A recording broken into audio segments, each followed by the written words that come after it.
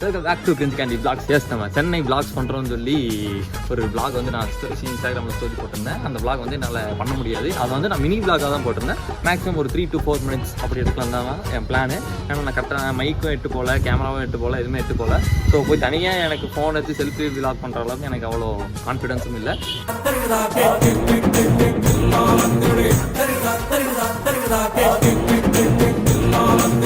First இங்கேருந்து கோயம்புத்தூர்லேருந்து bus ஏறியாச்சு. 9:45 bus இருந்தாங்க. பஸ்ஸெல்லாம் ஏறி சென்னை ட்ராவல்லாம் ஸ்டார்ட் ஆகிட்டு இருந்துச்சு. அந்த ஒவ்வொரு சீனரியாக பார்த்துட்டு சென்னை போய் சேர்ந்துச்சு. சென்னை போய் சேர்ந்த உடனே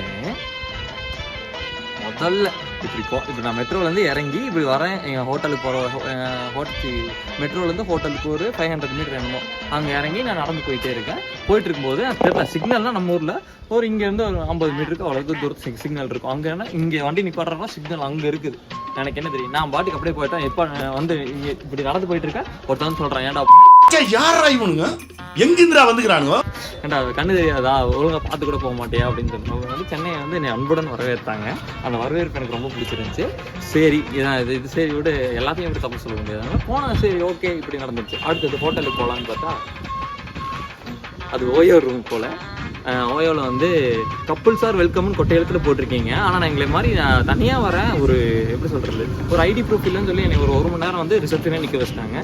சரி நானும் எதுவும் பண்ண முடியாமல் சரி எக்ஸாமுக்காக வச்சுருந்த அந்த ஹால் டிக்கெட் இருக்குது பார்த்தீங்களா, இதுதான் என்கிட்ட இருக்குது, வேணா இது வேணால் ஃபோட்டோ எடுத்துக்கோங்க அப்படின்னு சொல்லி ஹால் டிக்கெட் காமிச்சு உள்ள விட்டாங்க. கப்புள்ஸை கூட விட்டுருவாங்க போல, நம்மள மாதிரி பசங்க தனியாக போய் ஏதாவது பண்ணி விட்டுருவாங்கன்னு சொல்லி நம்மளை விட மாட்டேங்கிறேன். சரி ஹோட்டலில் போய் செட்டில் ஆகி இன்ஸ்டாகிராம் ரீலை பார்த்துட்டு ஒரு கடைக்கு போனோம். அந்த கடை பேரை மட்டும் இன்ஸ்டாகிராம் ரீல்ஸ் போடுறவங்க பார்த்தீங்களா, அந்த ஃபுட் பிளாகர்ஸ் எல்லாம் அன்னைக்கு தான் நான் மனசே விட்டேன்.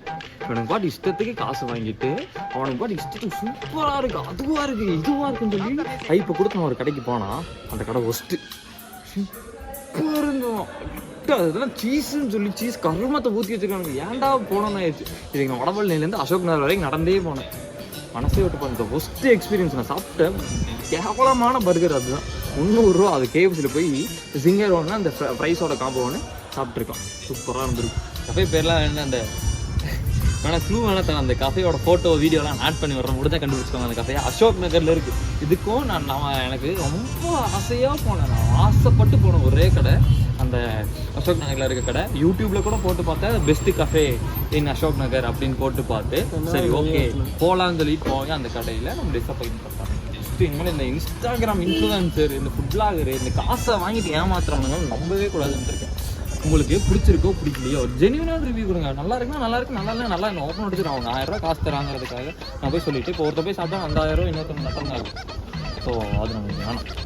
நெக்ஸ்ட்டு அங்கே பார்த்ததுலேயே அன்னைக்கு நாள் மொத்தம் எப்படி வடபழனிலேருந்து அசோக்ங்கிற ஒரு 3 கிலோமீட்டருக்கும் அப் அண்ட் டவுன் 6 கிலோமீட்டர் நடந்து நொந்தே போயிட்டேன். ஹோட்டல்லேருந்து வந்து சரி சாப்பிட்லான்னு சொல்லி ஹோட்டலுக்கு வெளியே அங்கே சூப்பராக கறி தோசை, நான் நல்லா அந்த பாகுபலி தோசை கடைலாம் நான் சூப்பராக போட்டிருந்தேனுங்க.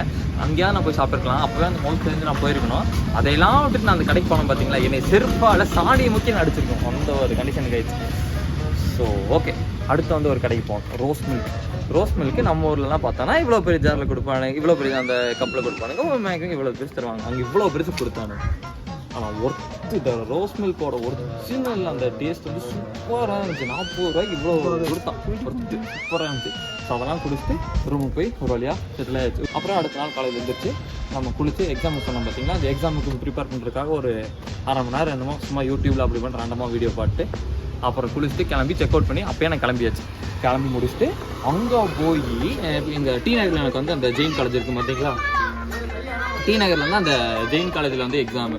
அந்த எக்ஸாம் அங்கே போயிட்டு போனதுக்கப்புறம் அங்கே ஒரு ஹோட்டல் கேட்டோம். நான் இங்கேருந்து நான் ஹோட்டல் இருக்கும், நல்ல ஹோட்டல் அங்கே இருக்குன்னு கேட்டிருக்கேன். அந்த ஊருக்காரங்க சொன்னாங்க, தம்பி டைம் வேறு 7 தான் ஆச்சு, இந்தாண்ட ஒரு கடை இருக்காது, நீ அந்தாண்ட போனேன்னா ஒரு கடை இருப்பான், அந்தாண்ட போனேன்னா ஒரு தக்காளி விற்றுட்டு ஒரு சொட்டைக்காய் இருப்பான், அந்த சொட்டைக்காய் அந்த ஒரு கடை இருக்கும், அந்த கடைக்கு இப்போ சூப்பராக இருக்கும் அப்படின்னா.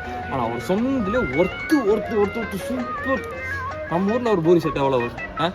ஒரு பூரி செட் 30 ரூபா வருமா? அதில் எத்தனை பூரி? 2 பூரி வரும்.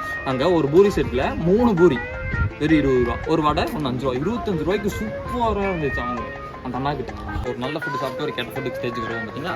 நான் எக்ஸாம் வந்து ஒரு 12:30க்கெலாம் முடிச்சுட்டு ஒரு சரி நான் ஹோட்டலில் போய் பேக் வச்சுட்டேன், பேக் வேறு வெயிட் ஆகுதுன்னு சொல்லி ஹோட்டலில் பேக் எடுத்துட்டு சரி வடபழனியில் ஏதாவது நல்ல தேட்டர் இருக்கா, நல்ல இது இருக்கான்னு பார்த்துட்டு அங்கே பார்த்தோம்னா கமலா சினிமாஸ்னு ஒரு தேட்டர் இருந்துச்சு. அங்கே போனால் ஐலாண்ட் படம் ஓடிட்டு இருந்துச்சு. ஐலாண்டு வந்து 3:45 தான் ஷோ இருந்துச்சு. சரி புக் பண்ணுங்க, 8 மணிக்கு தான் பஸ், எப்படி டைம் ஆகும்னு சொல்லி ஐலாண்டுக்கு ஒரு டிக்கெட் எடுத்தாச்சு.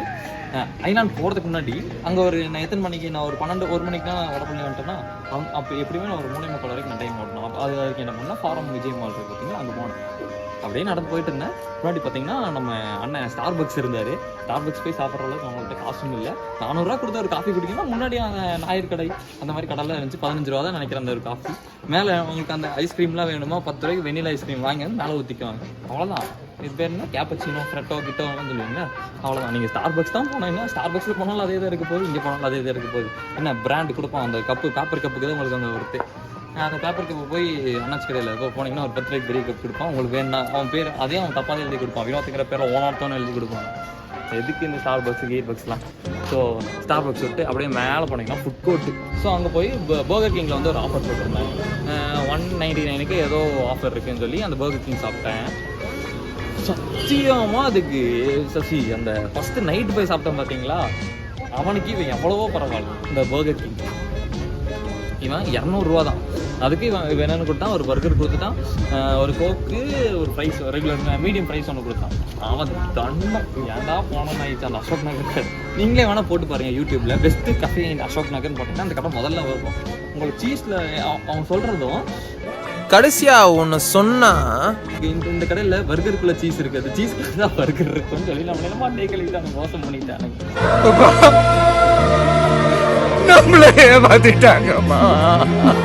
அடுத்து நம்ம படத்துக்கு போய் ஓகே. ஐலாண்ட் வந்து டெக்னிக்கலி ஸ்ட்ராங்கான ஃபிலிம். நான் வந்து ஃபிலிம் ரிவ்யூவர்லாம் கிடையாது, ப்ரொஃபஷனல் ஃபிலிம் ரிவ்யூலாம் கொடுக்க போகிறதில்ல. டெக்னிக்கலி ஸ்ட்ராங், சூப்பரான விஎஃப்எக்ஸு கிராஃபிக்ஸ்லாம் சூப்பராக பண்ணியிருந்தாங்க. அந்த வகையில் ஐலாண்ட் சொல்லலாம். அதுக்கப்புறம் அது முடிச்சுட்டு நம்ம கோயம்புத்தூர் பஸ் வந்து 8 மணிக்குன்னு சொன்னாங்க. 8 மணிக்கு பஸ் ஏறி முடிச்சுட்டு அப்படின்னு பார்த்து ஒரு சீட்டில் போய் உட்காந்துட்டேன். கடைசியில் அது என் சீட் இல்லையாமா, அப்புறம் தூக்கி லாஸ்ட் சீட்டில் போட்டாங்க. லாஸ்ட் சீட்டில் சும்மாவே தூக்கி அடிக்கும். நம்மளும் தூக்கி அடிச்சுட்டு ஒரு வழியாக கோயம்புத்தூருக்கு 8 மணிக்கு வந்து இறக்கிடுவோன்னு சொன்னாங்க. அந்த டிரைவர் நான் சரியான வைப்பில் இருந்தார் போல். 7 மணிக்கு வந்து இறக்கிட்டார். அவ்வளோதான், வீட்டுக்கு வந்தாச்சு. நம்ம சென்னை விளாகையும் முடிச்சாச்சு. ஓகே, இந்த விளாக் வந்து